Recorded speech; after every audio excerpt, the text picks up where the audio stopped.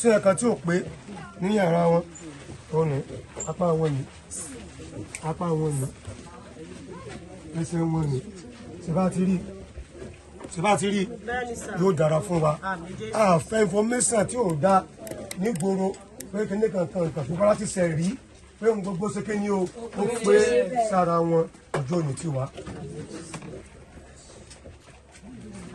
Hallelujah. Hallelujah. Ẹja ń pàtẹ́wọ́ fún Jésù.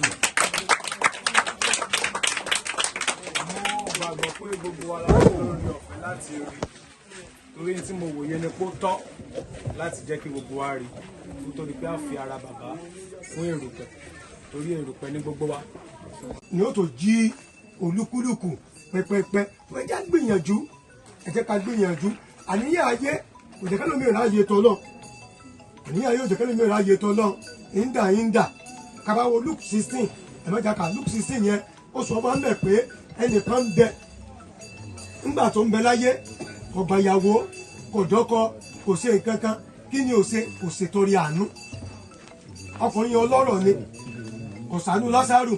Nígbà tí ń bẹ láyé, ó tó ní àní òkú mi ó wà ká mi palẹ̀. Nítòsí Bíbélì wípé aṣiwèrè ènìyàn lónìí lábẹ́rẹ́ ẹ̀mí ìrìn lọ́wọ́ rẹ̀. Kí láǹfààní èèyàn tó jèrè ayé tó padà ní ìjọba Ọlọ́run? Kí ni ó fi ṣe pàṣípààrọ̀? Ẹ jẹ́ á tọ́jú ara wa. Ẹ jẹ́ á gbéra wa sí ọ̀dọ̀ Ọlọ́run. Ẹ jẹ́ á gbéra wa sí ọ̀dọ̀ ẹbí. Kí àwọn èèyàn kan lè sọ nípa wa. Ohun tá a bá ń sọ nípa wọn nísìn yóò wà lákọọ́lẹ̀. Bóyá wọ́n dáa tàbí wọn ò dáa. Àwọn kan lè sọ nípa wọn. Ṣùgbọ́n ọdún tá a bá ń ṣe bá a ti ń sọ lónìí pé bàbá ṣe rí wọ́n ti ń kọ́ lẹ̀.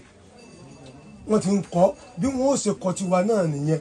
Ọjọ́ kan ń bọ̀ káwa ní oṣù kìíní o tá a sùn tá a lè jí mọ́. Ṣùgbọ́n tẹ́nìyàn kì í retí kì í retí ikú kì í retí ẹ̀ tọ́lẹ̀ jẹ́ pé dandan ni ilé ò lè kárí mọ́tò ò lè kárí ìlú èbó lílọ kò lè kárí ṣùgbọ́n ikú yóò kárí gbogbo ènìyàn ni ntí ó kárí ni wọ́n sọ fún anúwé bẹ́rù chapter 9 verse 27 ó láti fi lélẹ̀ fún ènìyàn láti kú lẹ́ẹ̀kan ṣoṣo lẹ́yìn rẹ̀ ìdájọ́ ni bàtà wà láyé a lè ṣàtúnṣe.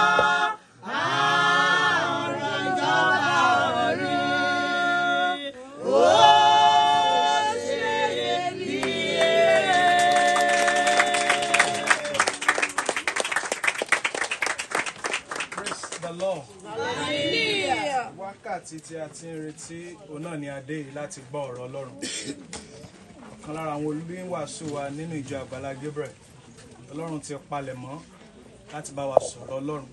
Wọ́n bá ìṣẹ́jú kékeré tán máa lò níwájú wa mo rọ̀ wá ẹ jẹ́ kí a tẹ́tí láti gbọ́ láti ọ̀dọ̀ Ọlọ́run. Olúwa yóò darapọ̀ mọ́ wa.